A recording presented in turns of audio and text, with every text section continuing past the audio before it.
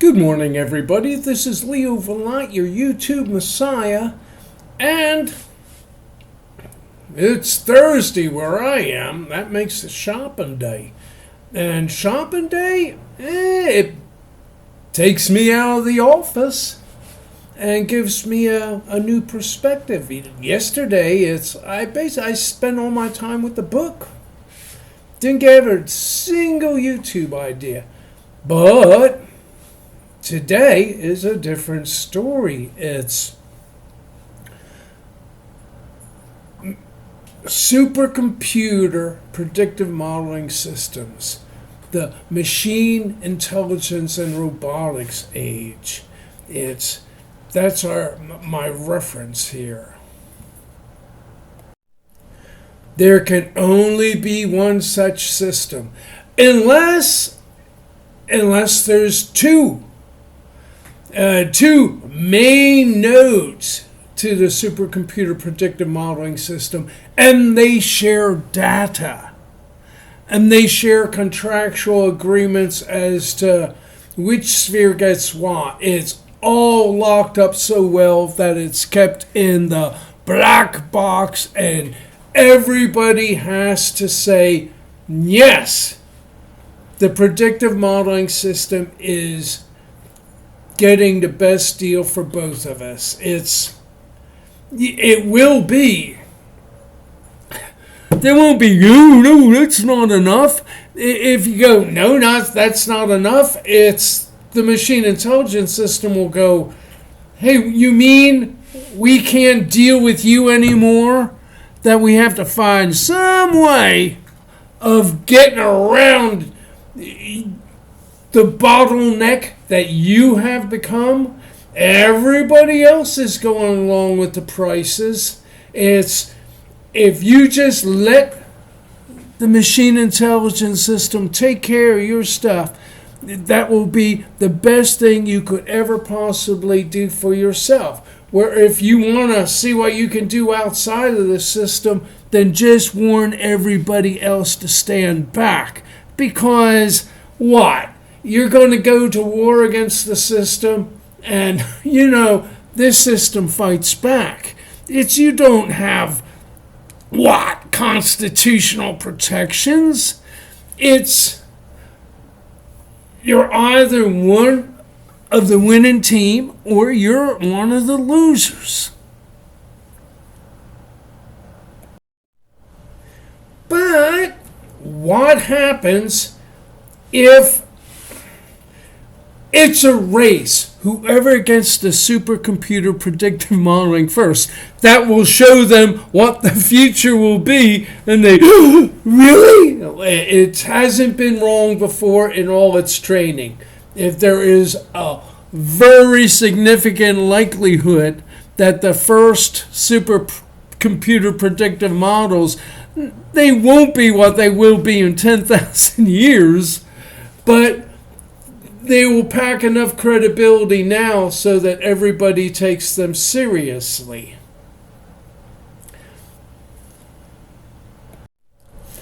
And the first entity, whether it's international banks or whether it's nationalisms, like the other day I went,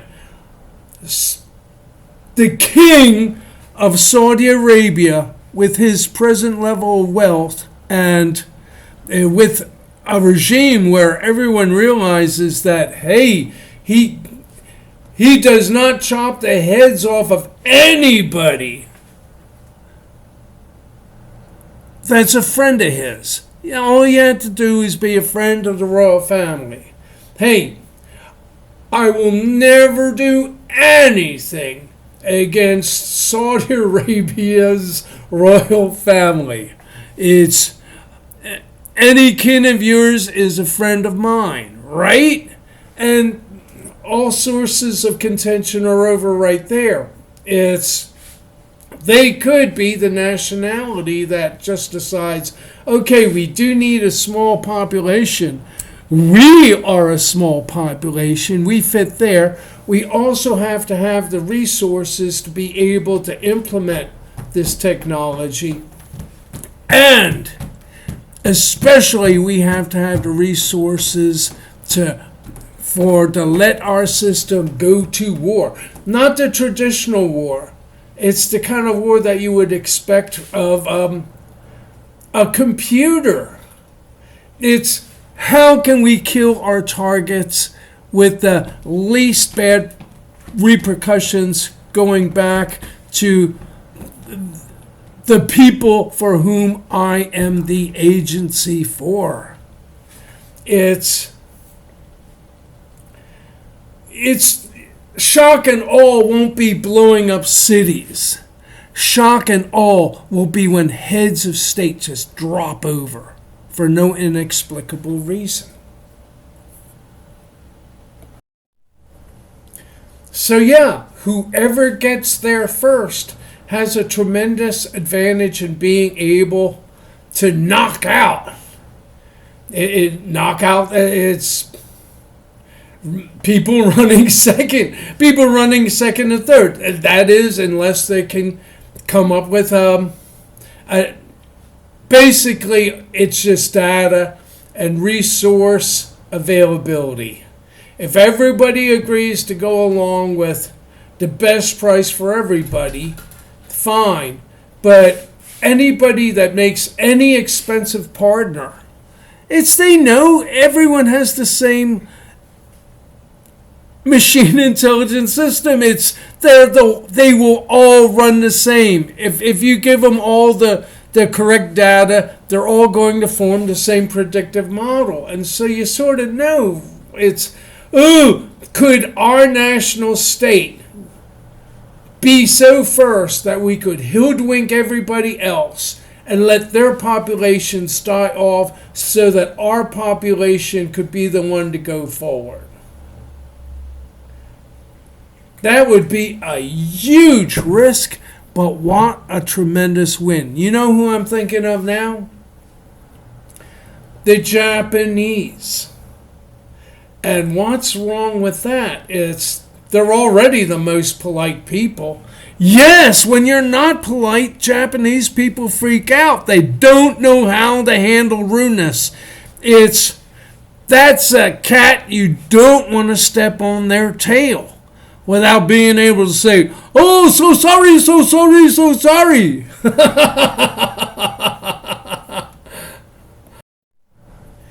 But what could get in the Japanese way?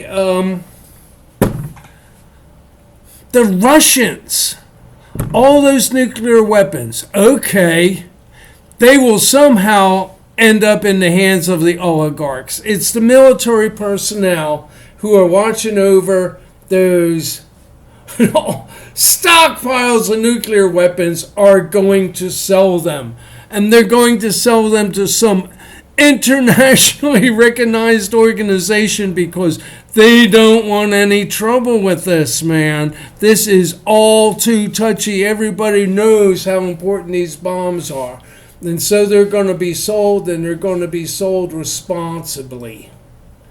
But if Japan, if their supercomputer predictive modeling system is trying to figure out a way to just let the rest of the world sort of just tear each other apart and all their economies collapse, but miraculously somehow Japan is the one country that dodges the tsunami this time.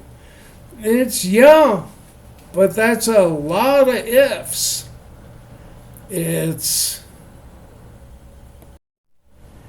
But then it's like I said before, in the West, we've been looking forward to this. They're conspiracy theorists.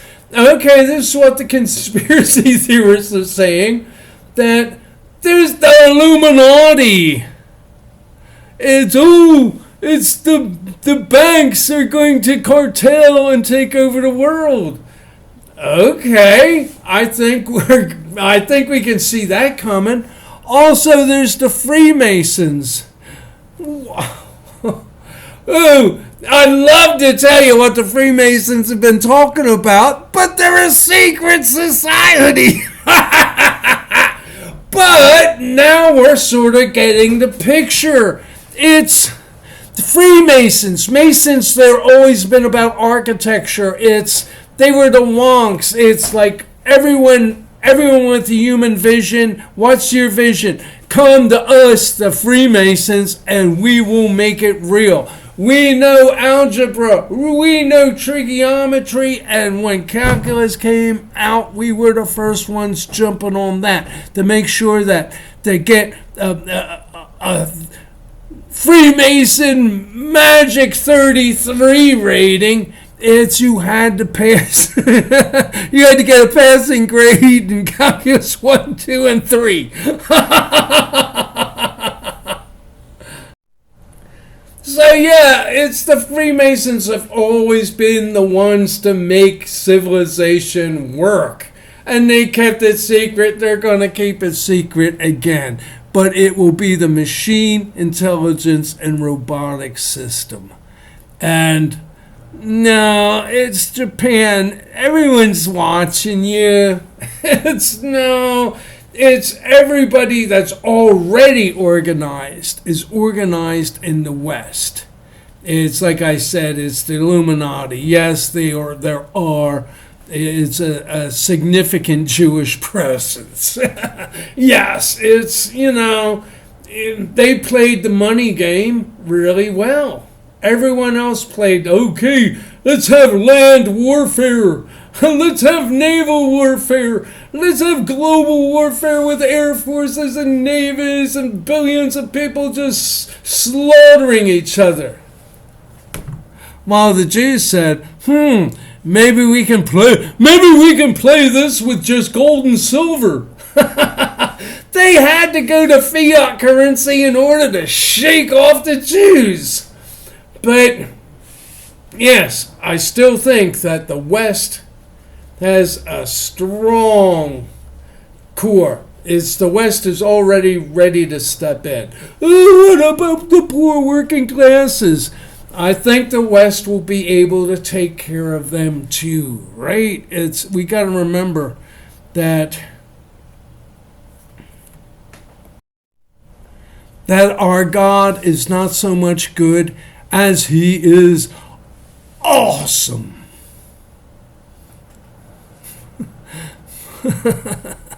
And them's the breaks if all you wanted was forgiveness and your next meal.